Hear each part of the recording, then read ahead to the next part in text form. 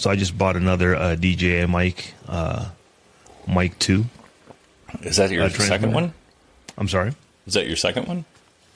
Well, one came with the Osmo Pocket 3, and I just bought the... Did I already show you? I might have already showed you this last week because I've had it for a week or 10 days. You did show me one last week. I didn't know if that was... because that's the same one then. I didn't realize I showed it to you. But these things, they just make it easy, man. They're so small and compact, you can really kind of carry them with you wherever. Now, I'm not just rolling with them in my pocket, but I am a shoulder bag guy, so I always have like my Osmo Pocket, and now these Mic Mini 2 microphones in that bag all the time. And then I've got like my Hollyland if I know I'm going to want to record someone, because I actually do like the Hollyland a little better. They're a little smaller and, more discreet. But they're so easy to carry with you. You can just always take them with you, and then you're able to record, two people if you want to do so. Yeah, there is a comfort in just kind of having equipment that maybe it's not exactly the right equipment, but there is a comfort in having the equipment just kind of on hand if something jumps out and you want to record with somebody.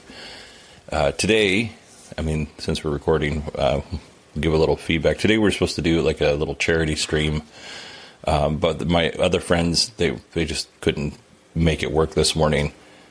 But the text I got back is, hey, maybe we could do this in person. And I said, well, it's a little hard. Rob's in Ohio, so that makes it difficult. But also, like, if we wanted to be able to do this together, like if we wanted to do, the charity thing that we were going to do was a game show.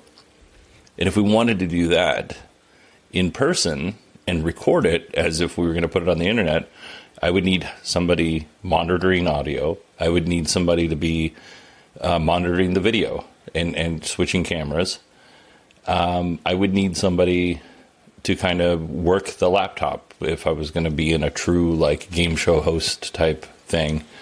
I was like, and I don't have all the equipment. I don't have the cameras. I don't have the microphones to make all of that work. And trying to explain that this morning, while it would be a lot of fun, there is a reality of we can do something really cool right now, but then there's also but we can't make it too cool because you got to have the equipment, you got to have the people, not to say that you can't just put up an iPhone and record. Well, but if you wanted to do it right, you'd have to have a little bit more help. So for what you're trying to do, a game show where there are interactive elements that you require your computer and someone to be at the computer to do it, that is true. But I am coming around to the fact that recorded and okay is better than thought about greatly and not done. Yes. So I'll give you an example. A few years ago, actually several years ago, I was probably pushing, she would be 102 if she were still living today. It was her night. So it was 12 years ago. My wife's grandmother had a 90th birthday. And this is 12 years ago. And one of the things we decided to do was set up microphones and cameras all over. Now there was actually a photographer, but the videographer said, hey, I got extra cameras. We'll just set them up on tripods and just catch where people are having conversations. Now this wasn't for a podcast or anything. This was just for, just those conversations, that you only have so many opportunities to have them again. The stories, you only have so many opportunities to hear them from certain people again. And it was really cool to go back and look at like 2 hours of just like uncut video to where, okay, this is just nothing happened here. Let's just fast forward until you get to a conversation. But since that, I've kind of started doing that regularly when I go to like family functions and this and that and the other.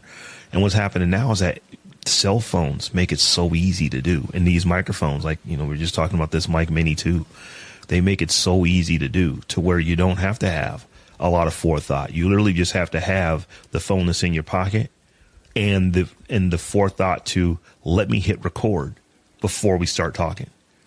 And then you just kind of get what you get. Now, it may be an editing process to go and figure out what, needs to be done after the fact. But honestly, AI can do a lot of that. It really can. AI, something like Opus Clip, is really good at going and grabbing a part of a conversation or the entirety of a conversation and clipping it up. So I think that as we move into next year, one of the things that I want to do is that whenever I'm going somewhere and I know I'm going to be around people, I'm going to make sure that I have the ability to record at least a few of us, because it's like you never know what's going to be said. And as I said earlier, I get into situations with my friends regularly to where we always say, "Oh, we should have recorded that," or "We should have went down to your basement and talked into the mics and recorded it." That happens more often than it doesn't happen. So I'm just going to be prepared for it. And batteries will stay charged if we don't use them. Yeah, I think there is a real benefit in capturing stuff like that, especially for posterity. I don't know if I told you this, Rob, but early on in my career, I had two really cool moments as a firefighter. The first one was, I think I was still a volunteer. I don't think I was full-time quite yet. And we went to this nursing home, talked to this lady, and she was on hospice. So, she was getting ready to die. She was over 100. This was maybe 99, 98, somewhere around there. And we were talking a little bit about her life. And one of the firefighters that was there, he was always really good at, like, folks who were older. He was good at, like, "Hey, tell me a story," kind of that kind of thing. He didn't put it like that, but he put it in a way that's like, "Hey, you've lived a long life. It's pretty unique. Tell me something about it." And this was in Idaho. And this lady had come from the East Coast to the West Coast on wagon train. Oh, like wow. In a wagon train. So I met somebody that actually traveled across the country in a wagon, which is amazing. She was very young. She doesn't remember much of it. But that was a thing that she did.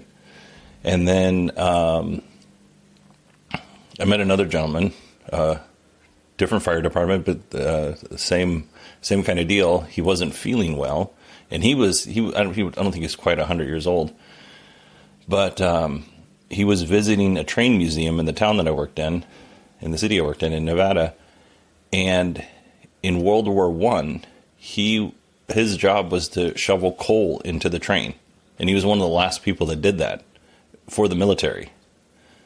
So just kind of like having an opportunity to capture those moments, because you don't know what that moment is when you're in your 30s or 40s, but having those moments for your kids and grandkids and their kids, that there's something very valuable about that. Also, you can capture lots of family drama, but in its purest form, you get to capture those super unique moments that, like, I never would have thought that. I mean, I've certainly met people from World War I. I'm 50, so they were around when I was a kid and even into my 20s and 30s for sure. But being able to meet somebody that said they came from one part of the country to the other part in a wagon is pretty remarkable. And she had stories. So, yeah, it's when you think about it, when you go back and you look at history, the only reason that we're able to watch it or listen to it is because someone even back 60, 70, 80, 100 years ago had the wherewithal. Let's record this. Mm-hmm. And you're able to then bring that to today and then clip it up and use something of it. And today, literally everyone has a television production studio in their pocket. So the ability to just capture so much content, regardless of whether you do anything with it, but once you record it and it's digitized and you put it somewhere, it's pretty much there unless you physically go delete it and any backups that may have been. So I'm just trying to, as someone who, I wouldn't say that, I don't think I live a public life. I'm just a public person by being on podcasts, every day. But it's not like I'm putting my life out there, and I'm not saying that that's what I'm trying to do. But there are times, like I said, I am certain that there will be gatherings over the holidays where I will have, a bunch of microphones just sitting around at the card table, wherever the elder folks are. And it's funny, every year I get closer and closer to the elder group. Not quite there yet. Oh, you know, brother, there's still a couple generations in front of me. Ask your nieces and nephews where you're at. Yeah. It's like, what do you mean they didn't have color TV? How did you watch? What do you mean you were the remote? You didn't actually, you had to physically go touch buttons? Well, how would you know what was coming on? You just turned it and you just had to just guess what was coming. Those kind of conversations are really cool and fun. And I'm laughing as I'm saying it because I just recently had those kind of conversations. You know, my youngest, who is an all the way grown adult, you actually had to just know what was on. No, we had these things called a TV Guide. Like, so you literally had like a magazine that just came to the house every week that had everything that was on. And it's like, in her mind, everything is the 14,000 channels that they have access to today. Everything for you and me was like, we had 10, 12 channels we could get over the air back in the day, back in the 80s. I mean, I lived in Alaska, so we had 3 channels, maybe 4. You had 3 channels, yeah. But I do know, like, my cousins in Florida, they got like the UHF channels, and I was very jealous because the UHF channels usually had like the kung fu matinees and the weird stuff that just never came to my little bit of the world in on the Kenai Peninsula, which was, it's small now. It was smaller then. So, well, I think so, a good topic, Rob, like kind of maybe not so much in the world of content creation, but, you know, capturing those moments with folks who have lived a life and, you know, there's only so much more time that you have with them to kind of learn, you know, more about them and how things were when they grew up. I think this is interesting. Yeah. So, one of my grandfathers was born in 1906. The other one was born in 1911. And, you know, they both died in their late 80s. So I had time with them, you know, as a kid, but it would be so great to be able to go back and just revisit some of the conversations that they had with me, because I would understand them in a way different way today than I would, you know, when I was 7, when I was 8, when I was 9. So yeah, it's pretty cool to be able to do that. So that's one of the things I'm moving into 2026. It's like, okay, I want to carry mics with me everywhere, because I already kind of carry my phone. My phone goes with me everywhere. It's not much harder to carry these little wireless mics, because you just never know where you're going to be in an opportunity. And, you know, it's better. What is it? How does the saying go? It's better to be prepared for an opportunity and not have one than have an opportunity and not be prepared. So I would much rather take some microphone somewhere that I will never need to pull out of the bag, as compared to being somewhere it's like, oh man, I wish I had those mics with me. Let's talk a little. I mean, I think I had another episode planned for what we're releasing today, but I think this is a good time to do it right now. This episode, just because we're coming into the holiday and we still have a couple of weeks for people to prepare. Obviously, setting your phone down, hitting record, or setting your phone up on a tripod and hitting record would be, you know, the simplest thing to do. With that, is there anything that people need to kind of be aware of if they hit record and they're recording audio, or maybe they're just recording video from their phone? What kind of things do you think would make that experience better? What would make it better? Clicking record. That's the first thing. Just doing it.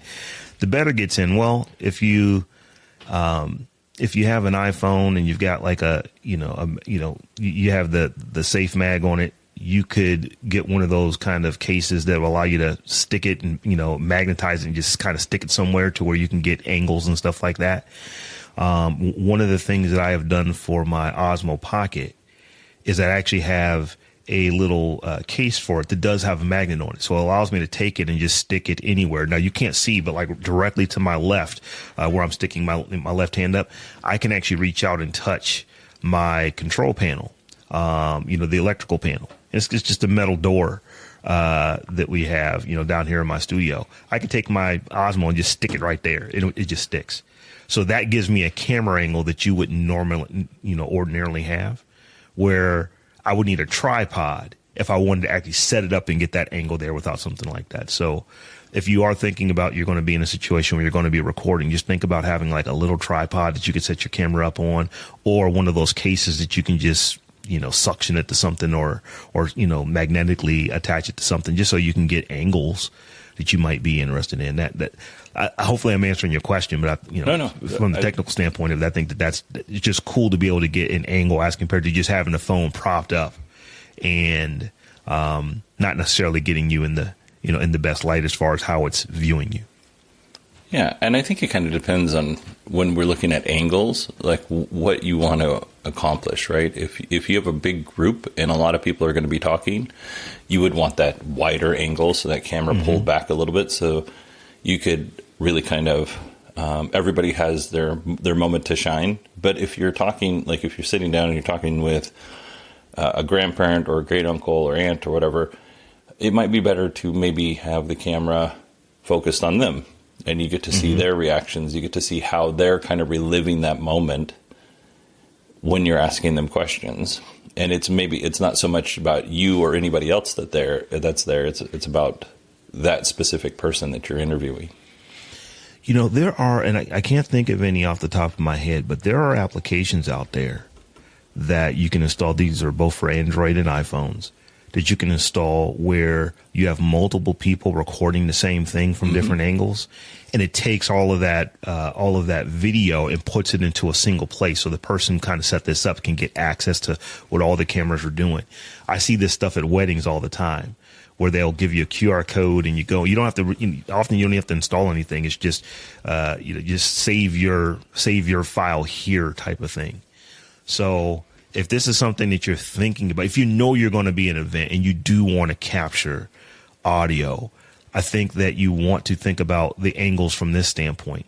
If you know that there is an elder or someone who's going to be doing most of the speaking, you want to be able to have a shot on them. Or if they're talking with somebody, two cameras directly at them, and then a wide shot that maybe gets them both together, or a wide shot that kind of gets the family all around. So ultimately, if you're just like, we're doing a talking head video, and these things get hard to watch after a while, just because there's nothing changing on the screen. You just see two people just talking. That's one of the reasons why they call them talking heads. But if you do have multiple angles to where you can switch to someone's reaction as someone is saying something, this requires editing after the fact.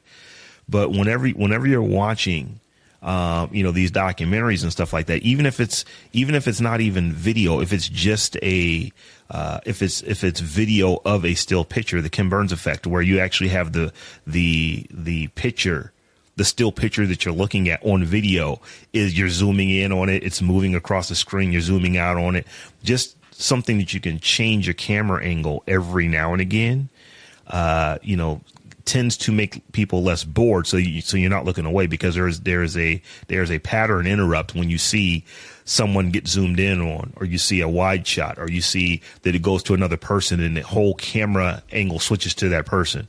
Those kind of things are always important as compared to just having one static shot of everybody talking.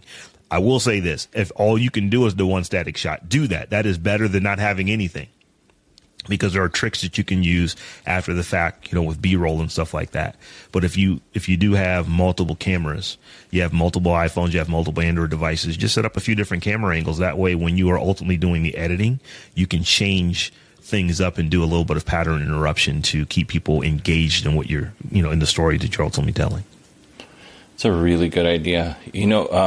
It's funny-ish, because I just got done saying that my friends asked if we could do the game show live, right? And I said, well, there's not really a way to do that. But as you were talking, Rob, you reminded me that with Final Cut, if you have Final Cut on your iPad, I don't think it works this way for your computer, but it might.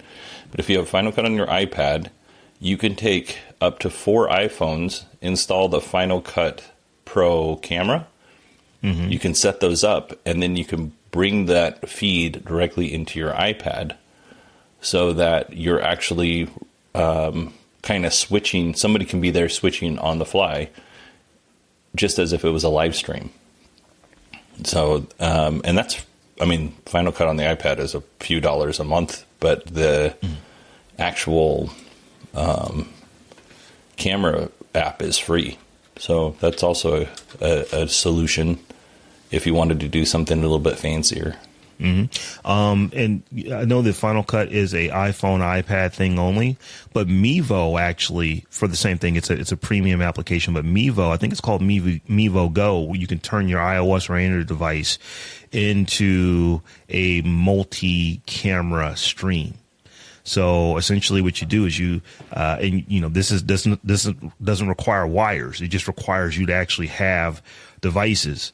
So I've actually used this on multiple occasions where it'll be, hey, I don't necessarily have enough cameras to get all the angles that I would want to get. So it's like, hey, person A, pull out your iPhone. Person B, pull out your iPhone. And when you're using this Mevo Go, these phones all become cameras that can be switched from another application. So you can have literally dozens if you wanted to. I've never done it with more than like 4.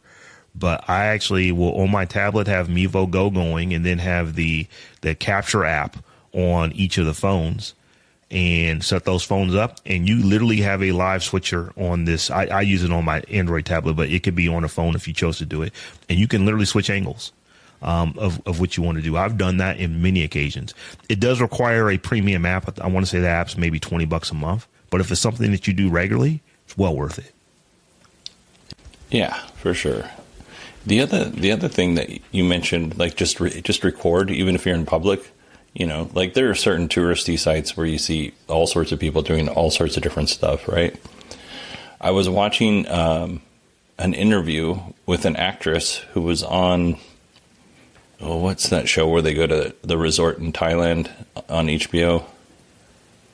The resort in Thailand. Yeah, and then like people die. Anyway, it's right on the tip of my tongue. Anyway, she was in that show. She's in a movie. And in the scene, her and her dad are at a grocery store and they're supposed to be having a fight. The thing is when they went to the grocery store, they weren't able to shut the grocery store down. So they filmed the scene with regular people in the store just doing their grocery shopping. Mm-hmm. And she has to tell her dad, like he calls a potato a jacketed potato because it's got the leather, the skin on it. Mm-hmm. And she's like dumbfounded that she has to bring a baby into this world. And her dad's so dumb that he's calling a potato because it has a jacket on it when it has a skin on it. And so they have this fight in the in the middle of right in front of the potatoes. Mm-hmm. And the actors were saying how kind of weird that was because they can see other people's reactions. But nobody, I mean, obviously there's a film crew there, but nobody made a big deal out of it. Like mm-hmm. We've had this happen so often. You could bring a film crew into a grocery store that's actually still has customers in it. And it's not going to be a big, like, what's this? People just go about their business. Let me give you an example. I think I might have mentioned this last week, but I said that I'm in training for CES. So I have actively been going to Micro Center and Best Buy. I've done this 3 times now in the last 6 weeks where I am using my camera or using my camera because I've been doing it with the Osmo Pocket and walking up and down the aisles, taking video of stuff and just getting to the point to where the very first time that I did it, it was very uncomfortable because I'm not a vlogger. I'm not one of these folks that has a camera out in public and is just doing it. The first time it was uncomfortable. By the time I got done, I really didn't care anymore because I was more concerned about, am I getting the B-roll that I want to get? The second time that I did it, I was maybe self-conscious for the first 5 minutes and didn't even think about it anymore. And even got one of the people in the store, oh, this is pretty cool. He had heard about CES and always said that would be a cool place to go. And I was like, yeah, it's like basically like 250 Best Buys, with just everything you could imagine. And then the third time, I don't even think I thought about it. I just did it. And, so I'm now like filming. I'm taking my Osmo and putting it on the shopping cart, clamping it to it. I've actually started doing things to where I'll put the camera on a shelf and then put something in the shelf, go grab it to have that, that moment where you'll actually see me picking something up off the shelf. And are people looking at me while I'm doing that? Yeah, if they're next to me, but not a single person other than the person working in the store has ever said anything. That's not true. One person said, is that like a camera on a gimbal? And I was like, yeah. He's like, I've never seen a gimbal that small. It's like, usually it's like, he actually had one for his phone, and we had a little conversation. Like, yeah, I used to use one of the DJI gimbals for my phone as well. This is better. This is called the Pocket. Here's the reason why. And then I actually took it and put it in my pocket. He's like, man, that is so cool. He's like, that might have to hit my Christmas list. That is the only conversation that I've actually had outside of the actual person working in Best Buy who thought it would be cool to help me continue to make my video. So I say that to say this. It will feel very uncomfortable the first time. You just have to get over it. It's kind of like getting in a pool. The first time if it's not a heated pool and you first get in, it might feel a little cool to you. But after you get in, once you immerse yourself in it, you're not thinking about the pool water being cool any longer. You're thinking about all the fun you're having in the pool. And it's the same thing with the video. I think that's a really good analogy of getting in the pool. It's a little shocking at first, and then, especially if you live in a warm climate and you get in a kind of cold pool, it's freezing, even though it's not that cold. Rob, I was thinking maybe we could wrap this up with a couple of hardware tips, just like some things that would make the quality a little bit better. I'm going to start off with getting lavalier mics. You don't have to spend a bunch of money on lav mics. Like right now on Amazon, Hollyland has the Lark A1. It doesn't come with a charging case. So this is why it's so cheap, but they're $30. Mm-hmm. If you want the charging case, you're going to spend $70 to $80. These wireless lav mics are relatively inexpensive. And if you are a content creator and you're thinking about creating content with your phone, I say they are a must. No, they're not a must, because I don't want anyone to feel like, well, I can't get that, and that keeps you from creating the content. But they're darn near close. It's like, if I'm regularly going to be using my phone to create content, to create video, the first thing that I'm looking to purchase are some of these wireless lav mics, as Bodie is mentioning, even before a tripod or anything else, because audio, it's crazy to say this, but when you're talking about a video, 60-70% of that video is audio. Because here's the thing, people will watch bad video, but they will not listen to bad audio. It is psychologically distressing to listen to bad audio. So get yourself some microphones as soon as you're able to. And it might be important to kind of discuss how easy it is. Like, I'm just going to use these Lark A1s as an example. There's a receiver that gets plugged into the bottom of your phone. In this particular one, it's a USB-C receiver. So if you have a phone with a lightning adapter or some other kind of plug, kind of out of luck in that regard. Well, the Hollylands, they actually come with both. Yeah, not this particular one, but there are ones that do have both, for sure. Mm-hmm. But I mean, if you like I said, if you pay $76, you'll get one with both. But that all you got to do is turn on the mics now, and you can record in your Notes app, you can record in Ferrite, you can record. I mean, there's a number of different programs you can record. Many of them are free, and now you're getting good quality audio to that video. Mm-hmm. One of the things that we've talked about, and I know you have a Zoom handheld recorder, but the Zoom H1 is like $100. And if you weren't going to record video and you just want to record audio, that's a great way to record audio for $100. Mm-hmm. Next thing would be, after getting these, or while getting these mics, if this is something you're thinking about, some type of stabilization for the camera. Or in this case, your phone, if you're using your phone. And I would say this to a lot of folks. Before you go out and spend $5, $6, $7, $8, $100,000, $2,000, $3,000 on a camera that you've never used before, take some video and make sure you like taking video with your phone, because it is amazing. I mean, some of these phones are doing better than 4K video. They're very, very, very good. Are you going to get all the bells and whistles in your phone that you're going to get in in a $3,000 FX3? No, absolutely not. But here's the difference: is that you already have the phone in your pocket. You don't have to spend, the video that you get from a $3,000 camera is better than the video you're going to get from the video you get on your phone. But if you have your phone with you, that is absolutely the best camera to have, because you won't always have that $3,000 FX3. So I just always tell people, what kind of camera should I get? Have you started doing video yet? No, I'm looking to get into it. Why don't you start off with your phone? You can save yourself some money, because I would rather see you use your phone and get a tripod. Bodie, it's funny that we're doing this. I didn't know we were going to be talking about this, but I'm actually holding up, one of my cameras. Now, this is the higher end camera, so I'm not talking about the camera, but I just want to show you what I've got it plugged into. I've got it plugged into this monopod called the MT89. This is like a $26 monopod tripod that I think it gets to like 7 feet tall. And you can stick small cameras like this. This is the Sony ZV-1. You can put small cameras like this on it.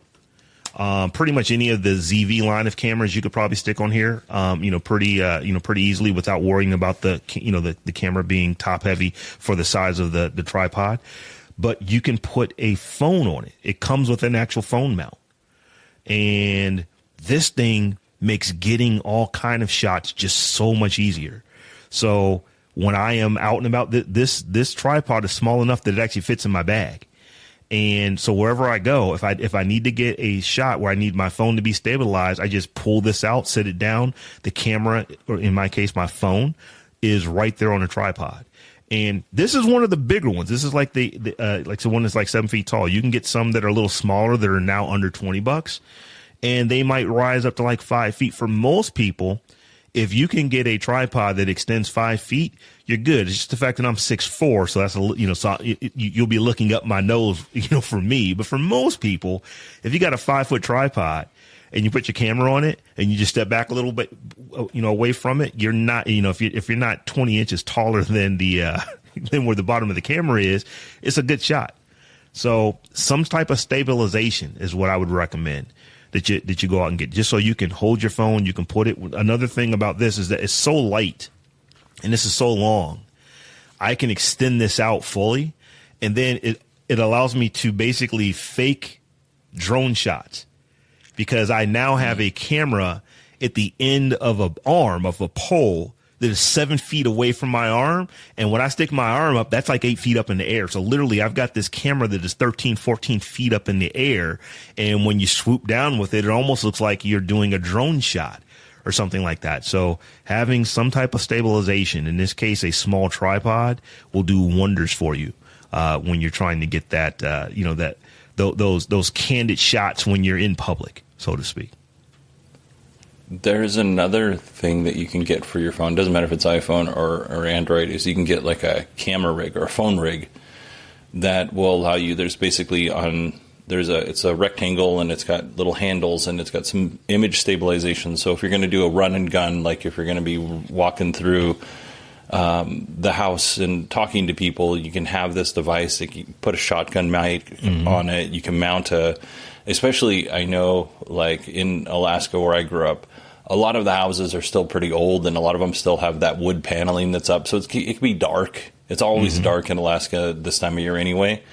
So if you wanted to, get yourself a cheap camera, you can get yourself a cheap light, and you can mount it to the top of these. And like I said, the shotgun mic, and so you get a little better. It's cheap. They're like $30-$40. They're not like the most expensive things ever. Adding things to it over time can be expensive, but for the most part, you'd be like under $50, and you'd have most of what you would need for that kind of thing. You said the word light. Since we're talking about gear that can, they can help you in your video production. I am not a video guy. I'm starting to become one, but I'm not a video guy. But I can tell you this: it's rarely the camera; it's usually the light. If you're thinking that you need to get a better camera because you don't have, your camera's just not getting the shots you want to get with it, it's probably not the camera. It's probably your light. So I recommend before you go out and spend a ton of money on buying camera gear is not inexpensive. I mean, it's, $3,000 to get a really nice camera with a couple of really nice lenses is not out of the question at all. It's like that's just what these things cost. They are expensive. But so before you spend that kind of money, you might want to think about, instead of spending $3,000 on getting new camera equipment, try spending $200-300 on some lights and seeing if you can make the camera you've already got look better. And I can tell you unequivocally that an iPhone from the last 3-4 years with good light will look much better than an FX3 with no light. Got to have light. Now that FX3 if it just gets a little bit of light on it, it's going to look way better than your iPhone.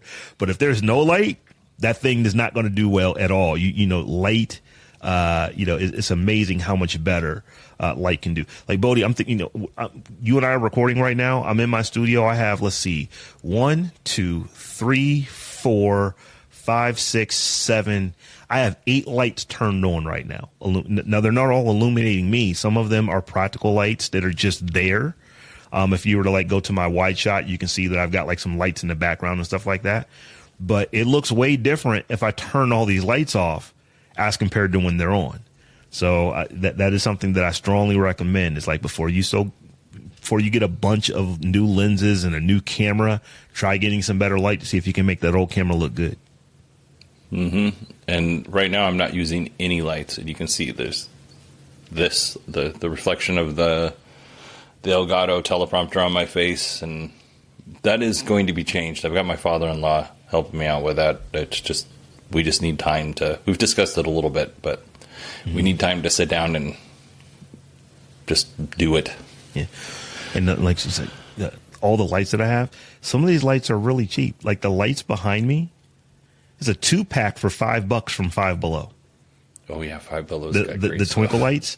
It's a 2-pack for $5. I got the lights that those twinkle lights that you see behind me in the background.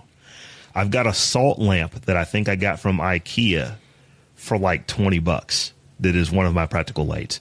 I have actually a light bar. Now that wasn't inexpensive. That might have been a couple $100, but it does a lot more than what it's doing right now. And then I've got, just some of the actual key lights that I'm using.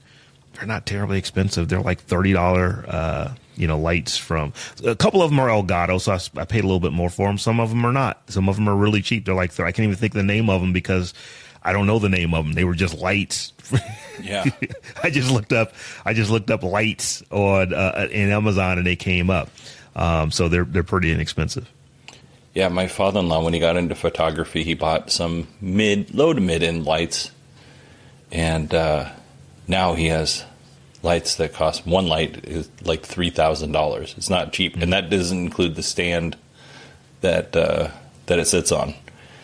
But yeah, he definitely. I think I'm going to be inheriting those low to mid tier lights. Is what I'm saying for Christmas. I have a feeling. He's like, I can help you out with that. He's like, just hold on. Yeah. I said, okay. And Bodie, we need to let folks know your father-in-law is a photographer. This is what he does for a living. So that's not like that's not a hobbyist light. There are probably some hobbyists who have it, but that's not a hobbyist light. That is a light that you would use in a photography studio for $3,000. Yeah. My father-in-law could easily, he's not professional. He could easily be a professional. He doesn't want to work on somebody else's timeline, so he's retired and doesn't need to work, so he chooses not to. But he'll go out to the park and like the kids playing soccer, he'll talk to the parents, and for like, I don't know, he's got a really high-end photo printer at home, and for basically slightly more than it costs for him to print out the pictures, he just kind of does it for fun. He'll take photos of the kids. The parents will pay him like $50 basically for the pictures. And like that's kind of what he likes to do, and it saves these parents from going out and spending hundreds of dollars on photos when their kids are in a sport. My father-in-law, he just kind of does it for fun and kind of charity's not the right answer. He just kind of does it to give back. So he could easily make a lot of money, especially when it comes to product and food photography. He's really good at that, but he chooses not to because he doesn't want to deal with anybody else's schedule. Yeah, my father, retired photographer as well. Now, he had another job. Photography has never been his full-time job. It has always been the thing he did in the evenings and the weekends, but he actually had a studio. Like, you go downtown to Rob's Photography Studio and, he's got a whole studio, receptionist, all that kind of stuff. When he was really into it, back in the, I would say like the late 90s to probably about 2010 or so, around the time when he actually, retired. And, but he's the same way. He doesn't he still does professional stuff, but only the professional stuff that he wants to do. Mm-hmm. So he says, I will never shoot a wedding again. It's just too much work. And it's stressful. It's stressful for the bride and groom, and it's stressful for the photographer trying to get what the bride and groom want. It's like, I just don't want that kind of pressure anymore because I just don't feel like doing that. So he will go and carry a third bag or a fourth bag if there is a photographer friend of his who needs some additional help, but he's not running it anymore. He's like, hey, I'm just showing up and just making some money here on the side. But he loves doing events. He loves going and doing event photography to where it's like, I just like going and set, it's like, there's not even a lot of setup. Sometimes I'll just be walking through the place and just taking pictures and just dumping my, SD cards, at the end. I'll edit what I want to edit.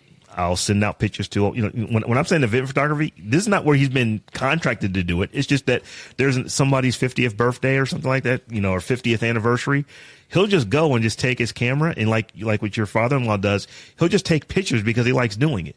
But because they didn't pay him to do it, there's no pressure. He's just doing what he wants to do. If he doesn't feel like catching stuff, he wants to sit down at the table and talk to whomever he wants to talk to, he's okay to do that because he's not the paid photographer. And what he does, he always if there is a paid photographer, he just goes and says, hey, I'm here with this, but I'm just doing a hobby. I'm not doing any work. So if I am in your way or anything like that, I don't have any flashes that should be affecting you.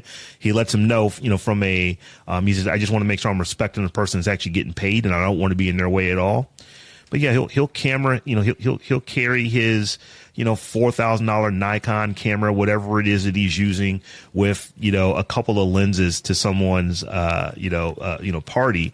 And he will just take pictures all day long and just hand them out and give them out. Unless, once again, if there's somebody there that's getting paid to do it, he will not step into their sauce at all. He's very respectful of that. But if they don't have a photographer, then he will take pictures all day, but it's on his schedule.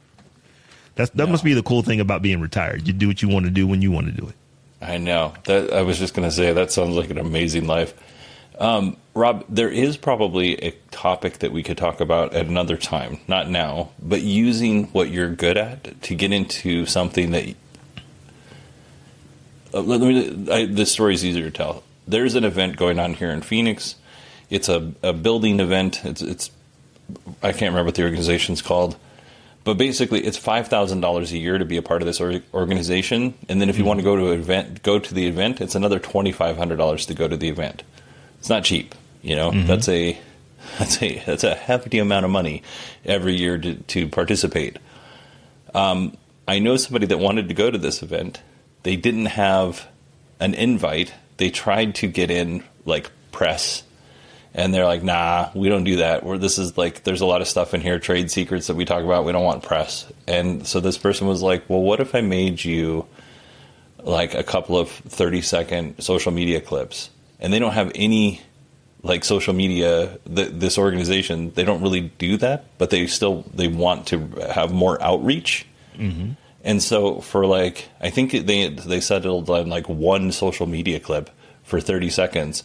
And this person was able to go in for one day and take part of the event's going on throughout the week, but they were able to go in for one day and take part of the event for 30 seconds of social media. So reaching out and shooting your shot on something you wanted to participate in is definitely worth at least an attempt. Bodie, there is it's not really a meme. There is this thing that is, it goes across social media, and it's cyclical. It comes back every couple of years, but it's basically saying, man, you should never do anything for free. And my my stance on this, having been in this industry for a long time, man, the stuff that you do for free opens up so many doors for you to actually get paid more than you could have ever imagined. So let me give you an example. Some people would say, you should have been charging this organization to do this. It's like, no, they let me in to be able to do it.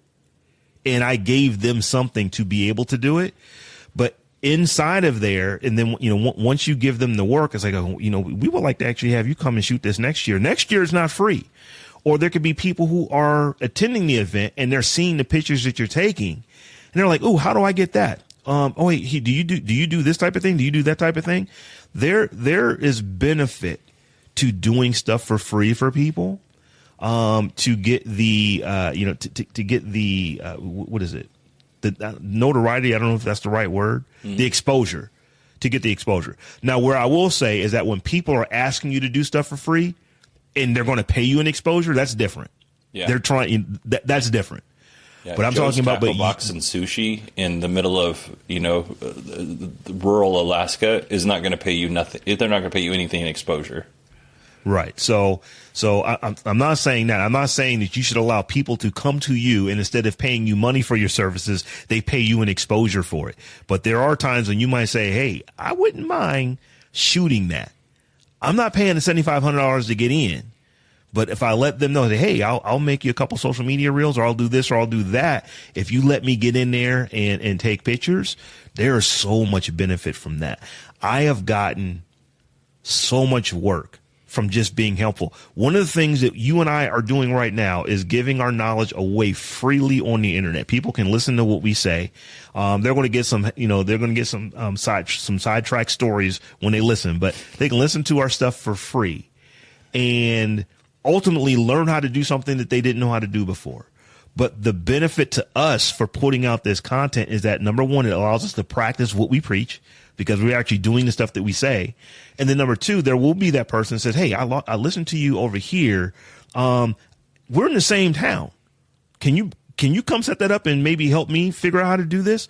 That kind of stuff happens all the time. In fact, Bodie, I would say it happens so often that I have created a business out of it. I actually, the way that my consulting business started was that I couldn't keep answering people's questions for free. It was inefficient. So I started recording the stuff down in a podcast or putting it on, creating a training here and there and just giving it away. And people say, well, hey, I don't have time to do that. Can you just come and do it for me? And that's where the consulting comes in. And then where the coaching comes in, it's like, I'm watching your videos, but there clearly is some stuff that you're not saying in the videos. Could you come and spend 4 hours with me and kind of walk me through everything? That's where the coaching comes in. And I've built a business off of it. I left a corporate career, before the pandemic, and I'm not hurting today, not bringing in that corporate money that I was making before by just, by being a content creator. I've had people say, you plan on going back and getting you a real job? It's like, I never plan on working like that again if I can keep making money doing this. Never, ever. And there's something to be said, because you bring up a really good point, in terms of the, we're going to pay you an exposure. I think that's a great point. The other thing is that you want to be careful for is, this could lead to more work later. You want to make sure that you're not setting yourself up for somebody to pay you very little, or not what you're worth, or not actually give you anything later. There is a little balance there, and it's kind of a judgment call typically. But if your heart says, or your gut says, this person's not going to give me any work later, might not be worth like I said, the distinction that I tend to make is it's when you are offering the free support, because if I can get in there and shoot this room, that's going to do something for me. Mm-hmm. I was able to create this. There may be people who are in the room who will want to ultimately do business with me after the fact, because you don't have to tell the people in the room that you're there for free. In fact, if they're in the room and you're in the room with them, they probably won't assume you're there for free because they know what it costs them to get into that room. So there's things that can come from it. Where I do make a distinction, though, is that when you have someone coming to you and saying, hey, I don't want to pay you money, but I want you to use your expertise and skill to come here and do this thing. I'm not saying that you should never, that you should never say, no to that. I'm definitely not saying that you should always say yes. I'm saying that those are the ones you have to look at a little bit more, because what I don't tolerate is a business that had the money to spend but didn't want to spend the money. It's like, okay, it's like if you want a photographer but you don't want to spend you don't want to spend the money on a photographer, then you generally don't have a photographer. You don't get to ask me to do that for free. I will come and offer it to you for free if I think that I'm going to get some exposure or something like that. So I do make those distinctions, because I'm one of those people, having to help my dad carry a bag when I was young. And, I remember when he started doing this, when it became relatively easy to actually have credit card scanning remotely. Probably in like the early 2000s is when you really started being able to do this. And he was scheduled to be somewhere at 10 a.m. to start taking pictures at one, let's say, he's there to set up at 10, and he's set up and he's able to start taking pictures, let's say at noon. And then they're supposed to be there to take the pictures at noon, but they don't show up until 2. So they had him from 10 until 4, but now they're only getting to use him from 2 until 4, and they never get done. And he's like, if you'd like to get some additional hours, we can do that. But there's no gifting of additional hours. You contracted me to be here from this time to this time. That's what you paid for. If you wanted additional time, here's my credit card, scanner. And he's done that all the time because, you're not trying to work with us. It's like, no, I'm absolutely working with you. It's like, you said you wanted me to be here from 10 a.m. until 4 p.m. And now you want me to be here until 7 p.m. because you were late. So I am definitely the fan of charging people what you're worth when you need to charge them what you're worth, but definitely go back and do stuff for free, because it just opens up doors for you that if you just say no to every opportunity, or you don't even bring up the opportunity to go do something for free on your own, you're just missing out. Agreed. Hey, Rob, before we take off, I want to say thank you to Anand Jr. and Andrew, who are supporting us on Patreon. Oh, thank you, gentlemen. Yeah.